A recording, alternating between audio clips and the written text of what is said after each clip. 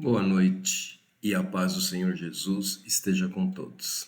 Vamos dar início à nossa reunião e, como sempre fazemos, vamos meditar na palavra de Deus, conforme o Senhor tem nos orientado, e também, posteriormente, vamos estar orando.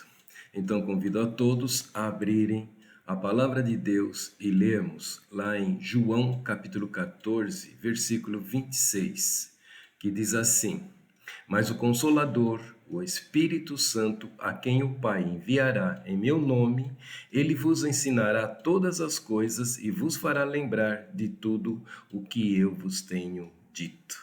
Vamos orar. Pai Celestial e Deus Altíssimo, mais uma vez estamos reunidos no nome do Senhor Jesus Cristo para estarmos meditando na Tua Palavra e também estarmos orando conforme o Teu Santo Espírito tem nos orientado. Por isso pedimos a Tua unção para que o Senhor possa falar ao nosso coração e também que possamos colocar em prática aquilo que o Senhor estiver nos ensinando. Nós te pedimos no nome do Senhor Jesus Cristo, para a honra e glória do teu santo nome. Amém. Na mensagem de domingo passado, meditamos a respeito da importância que todo cristão deve ter em distinguir o falso e o verdadeiro. Vivemos num mundo onde a humanidade está cada dia mais na dependência de assistir vídeos postados na internet. Não que isto seja errado, pois nossa igreja posta os vídeos das nossas mensagens. Então isso é importante. Na verdade, muitos vídeos são úteis e proveitosos. Porém, uma infinidade deles, muitas das postagens de ideias, pensamentos, conclusões próprias de diversos assuntos nas diversas áreas não trazem proveito algum. Contudo, o mais preocupante é o fato que a maioria das pessoas que buscam estas postagens não analisam a origem destas e assim ficam à mercê de informações erradas que podem prejudicar a saúde física, a saúde emocional e, como meditamos no domingo, podem trazer danos espirituais. Esse fato se torna muito mais perigoso quando os que fazem a busca na internet são crianças ou adolescentes. Vimos na mensagem de domingo como a falta de uma análise mais adequada, mais apurada à luz da palavra de Deus, podem trazer falsos ensinamentos, que, como ouvimos, é um fato muito comum, até mesmo em grandes denominações de igrejas evangélicas, onde, como a própria instituição se autodenomina, igreja evangélica, ou seja, uma igreja que deveria pregar o único e verdadeiro evangelho, ou seja, o evangelho do Senhor Jesus Cristo, que é o nosso Deus e Salvador, que veio ao mundo como homem e vertendo seu sangue na cruz, morrendo no nosso lugar, pagando o preço para a salvação de todos quanto nele crê. Muitas igrejas pregam um evangelho baseado em considerações humanas e são divergentes das Sagradas Escrituras e induzem a muitos a acreditarem que Jesus Cristo não é o único caminho para a vida eterna. Mas, como temos aprendido e assim cremos, a palavra de Deus não pode ser mudada ou modificada para atender a interesses de quem quer que seja e deve sempre ser estudada no guiar do Espírito Santo. Infelizmente, vimos que milhares de evangélicos confessam se deixam ser enganados por não distinguirem o falso ensinamento do verdadeiro. Mas, evidentemente, esta meditação não tem a finalidade de trazer uma crítica ou desmerecer denominações evangélicas, mas nos levar a pensarmos no grande risco que também corremos se não nos atentarmos às nossas considerações a respeito do que temos aprendido.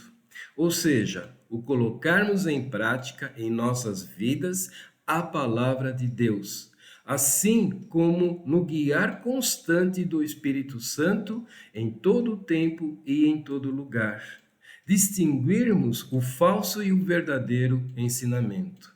Pois, como sabemos, não somos imunes em nós mesmos ou na nossa força, mas nos tornamos imunes quando Jesus, que é e será para todo sempre o nosso sumo sacerdote, o nosso Deus redentor e o nosso poderoso intercessor diante de Deus Pai. Pela graça e misericórdia de Deus, temos recebido em nossa igreja, ensinos indiscutivelmente baseados na palavra de Deus. Repito, pela graça e misericórdia de Deus. Mas como não somos imunes em nós mesmos, sem a presença constante de Jesus em nosso viver, não estamos imunes aos ataques do inimigo das nossas almas. Pois, sem sombra de dúvida, somos bombardeados por ataques em todo o tempo, assim como lemos lá na primeira carta de Pedro, capítulo 5, versículo 8 ao 11, que diz: Tende bom senso e estais atento.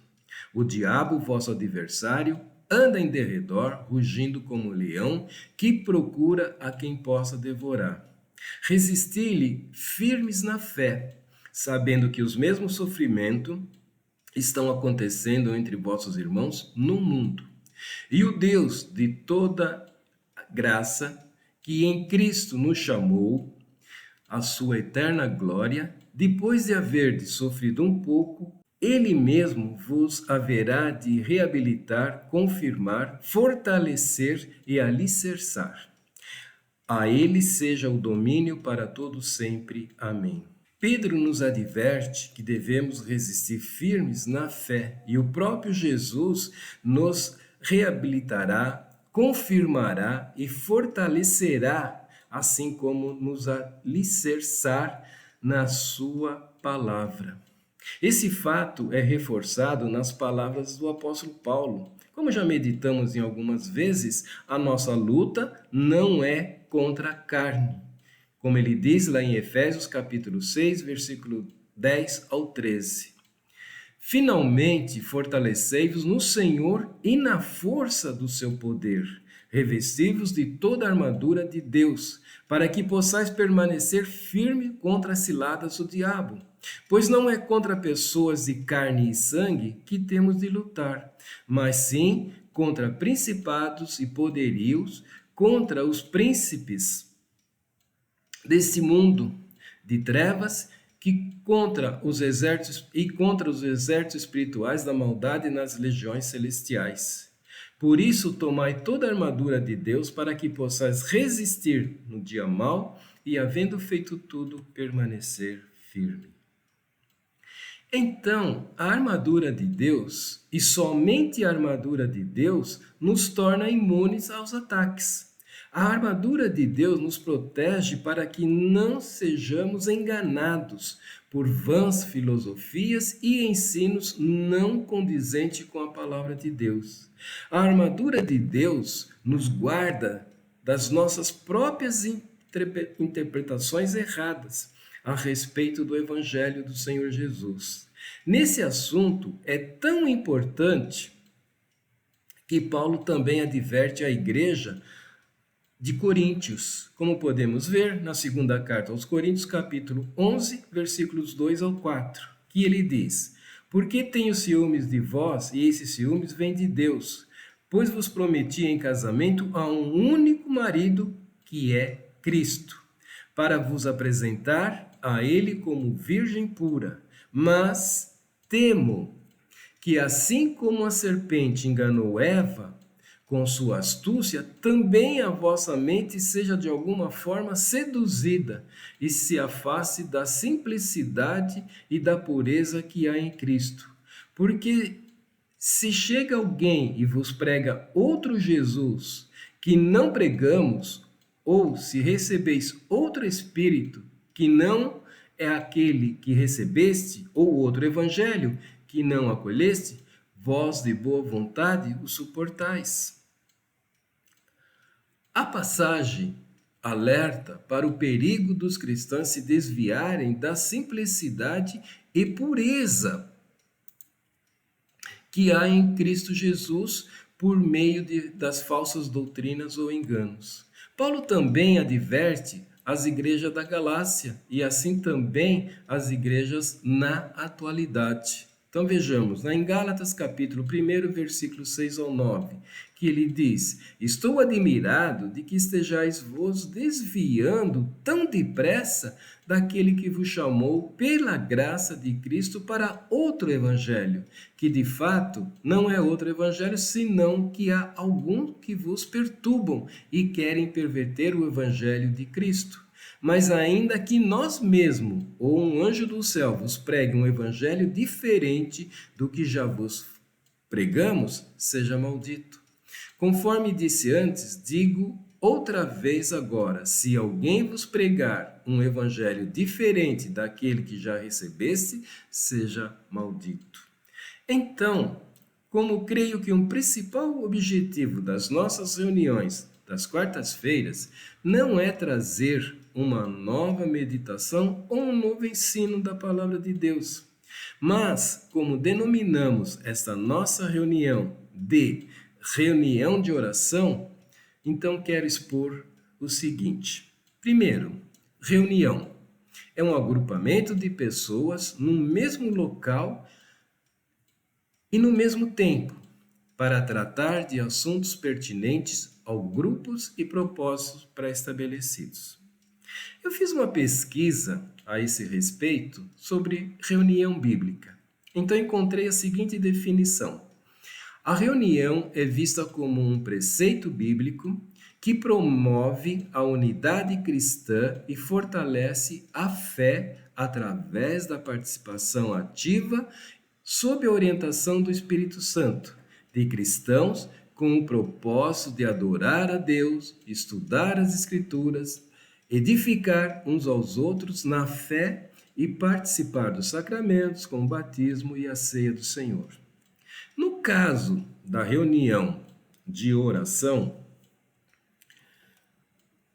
eu resumiria da seguinte forma: a reunião de oração é vista como um preceito bíblico também, que promove a unidade cristã e fortalece a fé através da participação ativa sob a orientação do Espírito Santo, de cristãos com o propósito de adorar a Deus, edificar, fortalecer a si mesmo e aos seus irmãos, e acrescento, buscar os propósitos de Deus para a nossa igreja, ou seja, a Igreja Bíblica Evangélica Reformada em Vila Formosa. Creio que Deus tem um propósito específico para a nossa igreja. E como temos feito, orar por termos relacionados com as nossas meditações na palavra de Deus nos cultos aos domingos. Orar pela prática desses ensinamentos, orarmos pelos enfermos, pelos irmãos em dificuldades, orarmos pela igreja perseguida em diversos países e agradecer a Deus também pelo seu amor e misericórdia, a qual Ele tem derramado sobre nossas vidas. O que nos leva a relermos um trecho da palavra de Deus muito conhecido, que fica lá em 2 Crônicas, capítulo 7, versículos 14 e 15, que diz assim: Se o meu povo, que se chama pelo meu nome, se humilhar e orar e buscar a minha presença e se desviar dos seus maus caminhos, então ouvirei dos céus, perdoarei os seus pecados e sararei a sua terra. Os meus olhos estarão abertos e os meus ouvidos atentos à oração que se fizer nesse lugar. Então, resumindo, humilhar-se. Creio que a maior dificuldade é o cristão deixar o seu orgulho de lado e reconhecer as próprias falhas diante de Deus e então querer mudar, se deixar ser transformado inteiramente pelo Senhor Jesus Cristo. Porém, como eu disse, só Jesus pode nos mudar. Só Jesus pode nos renovar todos os dias. Então, orar e buscar a face do Senhor Jesus é um caminho a ser adotado todos os dias. E através da oração, e buscá-lo ativamente e efetivamente. Outra coisa, abandonar nossos comportamentos errados. Isso mediante o guiar do Espírito Santo. O que é comportamento errado? São aquelas coisinhas pequenas que nós desconsideramos como pecado, mas isso faz mal à nossa vida espiritual. Então temos sim que buscar esses comportamentos errados, esses velhos costumes que não deixamos de executá-los, mediante o guiar e a unção do Espírito Santo. Assim teremos força e vontade para superá-los. A nossa recompensa, como nós lemos, já foi estabelecida, já foi aprovada e concretizada na cruz por Jesus Cristo. E isso para todo o sempre. Fomos lavados no sangue de Jesus, fomos justificados dos nossos pecados, fomos curados fisicamente, emocionalmente, mas fomos curados principalmente espiritualmente. Então, o segundo ponto, um agrupamento exige um número de pessoas. No caso da nossa reunião de oração, quanto maior esse número, melhor será. Amém? Minha oração é que vocês, ao ouvirem essa meditação, pensem nesse sentido. Precisamos encarar essa luta, ou seja, esse ataque a qual toda a igreja está submetida e padece se não estiver num relacionamento sincero, verdadeiro e amoroso com o Senhor Jesus Cristo. Para isso, nós temos a nossa reunião. Não falo que você vai só orar na quarta-feira, você vai orar na sua hora devocional. Mas nesse tempo em que o Senhor nos concede para estarmos unidos, reunidos, com um objetivo específico, de colocarmos em prática aquilo que Deus tem nos ensinado. Isso é importante não só nas nossas vidas, mas na vida dos nossos irmãos. E é por todos nós que oramos nesse sentido. Amém? Então, nesse sentido, eu convido a todos que estiverem ouvindo ou ouvirão esta mensagem a orarem, para que a igreja permaneça atenta ao guiar do Espírito Santo. Amém? Eu espero realmente que o Senhor tenha falado ao teu coração, que eu possa ter transmitido aquilo que o Senhor colocou para que eu passasse a vocês. Em nome de Jesus, então, vamos orar dessa forma.